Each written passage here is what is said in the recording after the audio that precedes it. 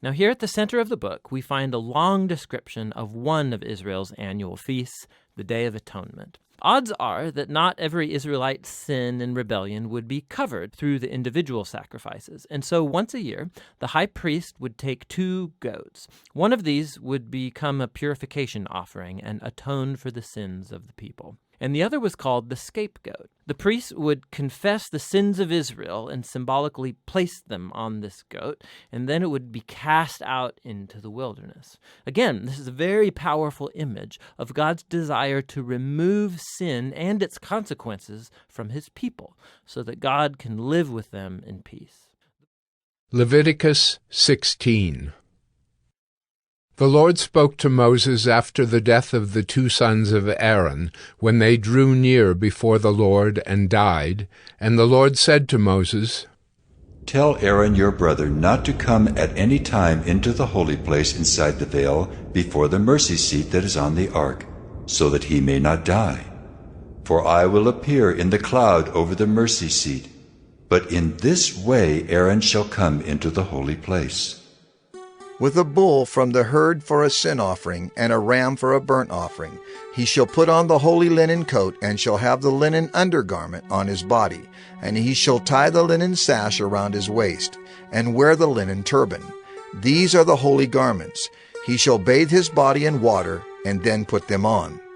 And he shall take from the congregation of the people of Israel 2 male goats for a sin offering, and 1 ram for a burnt offering. Aaron shall offer the bull as a sin offering for himself, and shall make atonement for himself and for his house. Then he shall take the 2 goats and set them before the Lord at the entrance of the tent of meeting.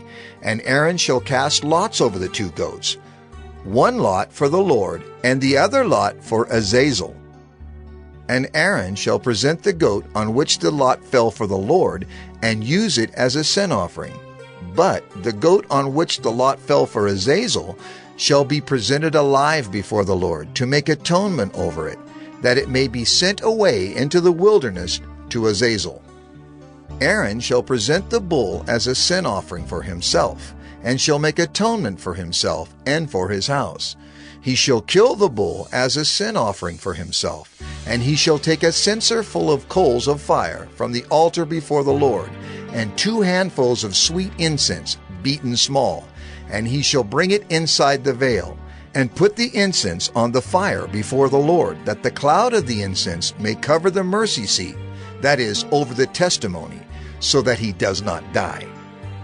And he shall take some of the blood of the bull, and sprinkle it with his finger on the front of the mercy seat, on the east side, and in front of the mercy seat he shall sprinkle some of the blood with his fingers 7 times.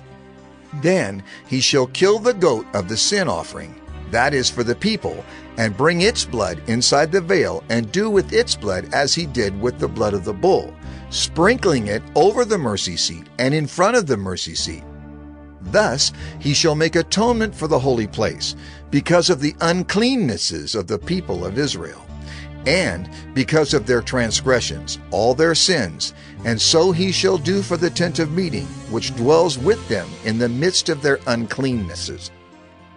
No one may be in the tent of meeting from the time he enters to make atonement in the holy place, until he comes out and has made atonement for himself and for his house and for all the assembly of Israel.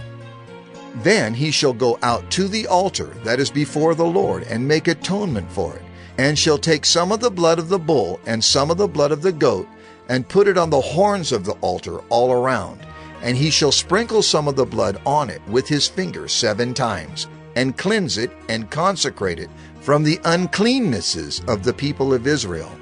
And when he has made an end of atoning for the holy place and the tent of meeting and the altar, he shall present the live goat.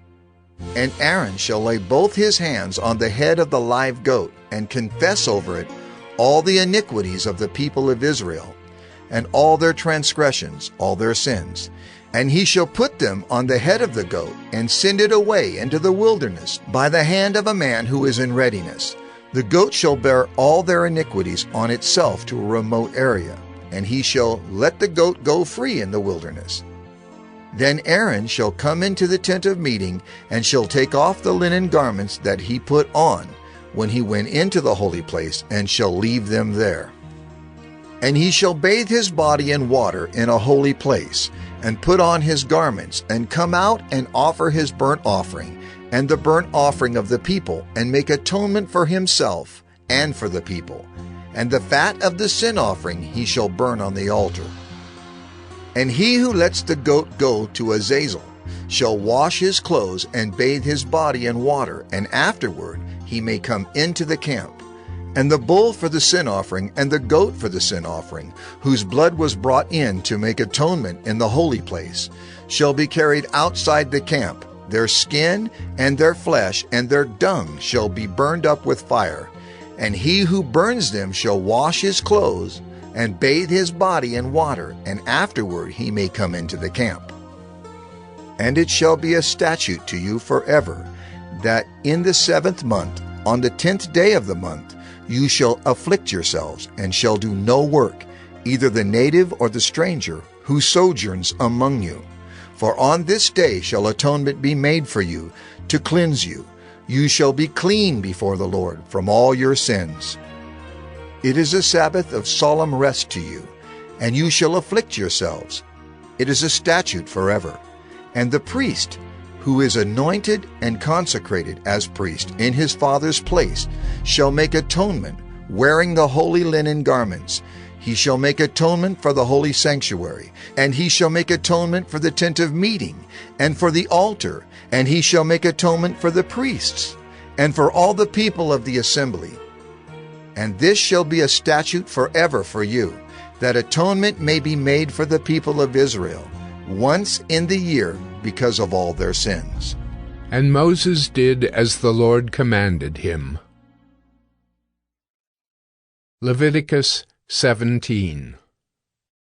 And the Lord spoke to Moses, saying, Speak to Aaron and his sons and to all the people of Israel, and say to them, This is the thing that the Lord has commanded. If any one of the house of Israel kills an ox or a lamb or a goat in the camp, or kills it outside the camp, and does not bring it to the entrance of the tent of meeting to offer it as a gift to the Lord in front of the tabernacle of the Lord, blood guilt shall be imputed to that man. He has shed blood, and that man shall be cut off from among his people. This is to the end that the people of Israel may bring their sacrifices that they sacrifice in the open field, that they may bring them to the Lord, to the priest at the entrance of the tent of meeting, and sacrifice them as sacrifices of peace offerings to the Lord. And the priest shall throw the blood on the altar of the Lord at the entrance of the tent of meeting, and burn the fat for a pleasing aroma to the Lord. So they shall no more sacrifice their sacrifices to goat demons, after whom they whore. This shall be a statute forever for them throughout their generations. And you shall say to them, Anyone of the house of Israel, or of the strangers who sojourn among them, who offers a burnt offering or sacrifice, and does not bring it to the entrance of the tent of meeting to offer it to the Lord, that man shall be cut off from his people. If any one of the house of Israel, or of the strangers who sojourn among them, eats any blood, I will set my face against that person who eats blood, and will cut him off from among his people. For the life of the flesh is in the blood, and I have given it for you on the altar, to make atonement for your souls, for it is the blood that makes atonement by the life. Therefore I have said to the people of Israel, No person among you shall eat blood, neither shall any stranger who sojourns among you eat blood. Anyone also of the people of Israel, or of the strangers who sojourn among them, who takes in hunting any beast or bird that may be eaten, shall pour out its blood and cover it with earth. For the life of every creature is its blood. Its blood is its life. Therefore I have said to the people of Israel, You shall not eat the blood of any creature, for the life of every creature is its blood. Whoever eats it shall be cut off. And every person who eats what dies of itself, or what is torn by beasts, whether he is a native or a sojourner, shall wash his clothes and bathe himself in water and be unclean until the evening. Then he shall be clean. But if he does not wash them or bathe his flesh, he shall bear his iniquity.